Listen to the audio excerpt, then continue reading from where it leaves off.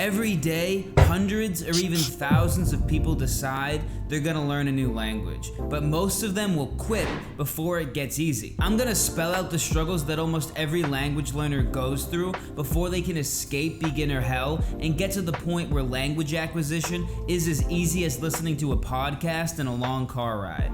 What's going on, guys? I'm Nick. I'm the creator of Lengualytics and a fluent speaker of the Spanish language. I know what it feels like to be a beginner in a language. It feels like you're looking up at Mount Everest and you don't even see a viable path to get to the top. You don't know what you should be doing, nothing really feels like it's working, and you're struggling to stay motivated every day, but you really shouldn't quit, and I'm gonna tell you why. I'm not gonna give you a checklist of everything you should be doing in your first 50 hours. If you're a beginner, you're probably already overwhelmed by everybody trying to tell you what you should do. Language learning to me is very simple. Simple but hard, and I feel like a lot of people overcomplicate it and try to give you all these hacks in the beginning that just lead to confusion. In my opinion, to survive, it's more important to warn you about what you should not be doing and assure you that there's a light at the end of the tunnel. Okay, so in my opinion, you can break your language learning journey into two general phases. And if you can make it to phase 2, you won't want to quit. Because in phase 2, language learning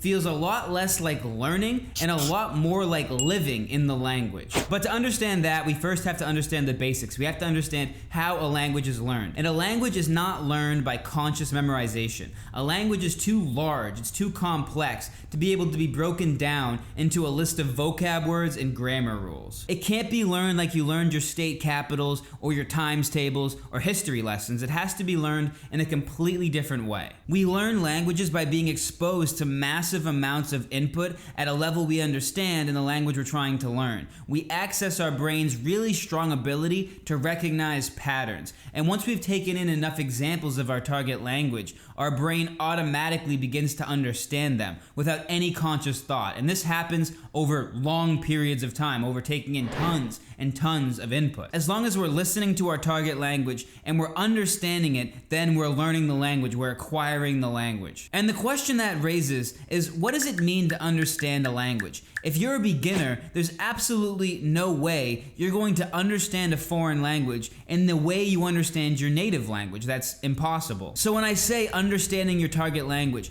I don't mean recognizing all the words or being able to understand why things are said in certain ways. I mean you can understand the message of what you're watching. What separates phase 1 from phase 2 is this hard to draw line between where you're understanding the language mostly from the help of visual aid to where you're understanding the language more based on the actual words of the language, how we normally understand our native language, where each word in the sentence we're hearing carries some legitimate concrete meaning to us. When you're in phase 1, 99% of the videos in your target language on the internet are not made for you because you might not even understand a single sound in the language. So every word you hear needs to be accompanied by some visual aid, whether that be an image on the screen or a gesture or something like that. In phase 1, you're not sure if you understand. You're not sure if your comprehension is growing. But in phase 2, you're confident that you are progressing, even if it's slow. If you can reach phase 2, the odds of you eventually becoming fluent in your target language increase tenfold, because studying in phase 2 looks a lot more like simply enjoying content that you already want to watch. If you're watching this video, you're probably in phase 1,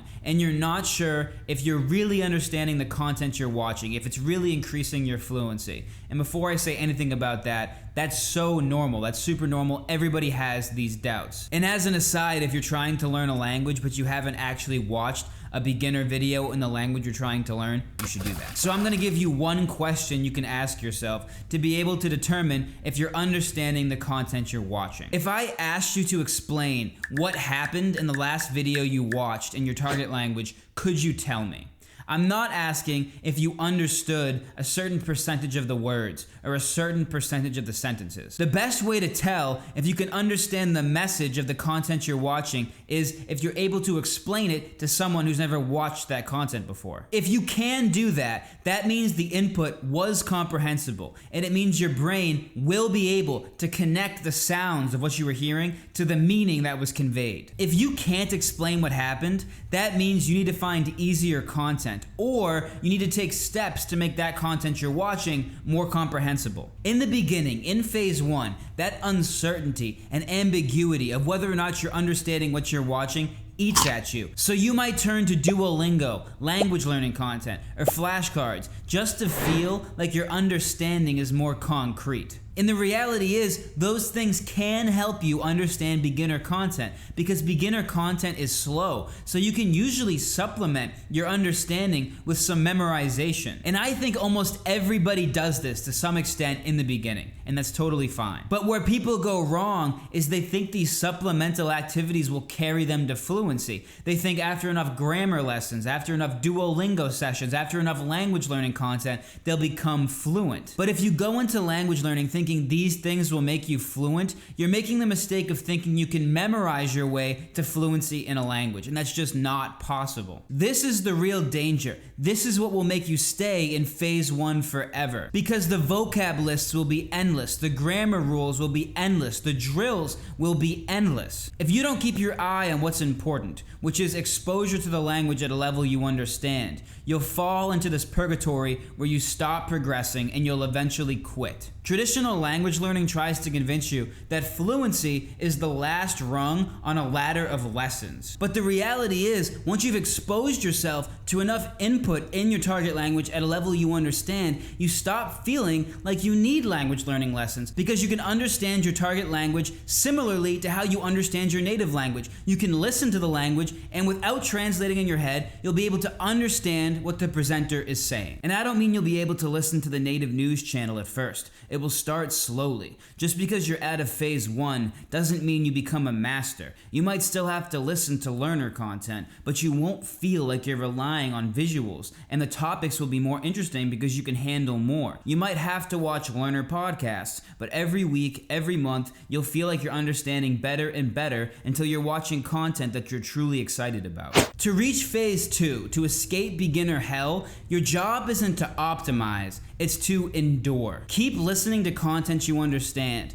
Don't panic when progress feels invisible. Language learning is slow in the beginning. And don't abandon the process because it doesn't feel concrete yet. If you can survive this phase, you can make it to phase 2, the other side of the fence, where fluency no longer feels intangible, it feels inevitable. It feels like, of course I'm gonna be there. I remember the first time I felt like I could understand Spanish without translating in my head, without any visual aid, just me and the sounds of the language. And I felt that sensation of inevitability. I thought to myself, well, if I can understand a super easy sentence being spoken to me without translating in my head, then I can obviously understand an easy sentence being spoken to me without translating in my head. And if I understand an easy sentence being spoken to me without translating in my head, then I can obviously understand a sentence that's a bit more difficult to understand. And this inevitability, you really begin to feel that. You start to feel like it's just a continuous line of progress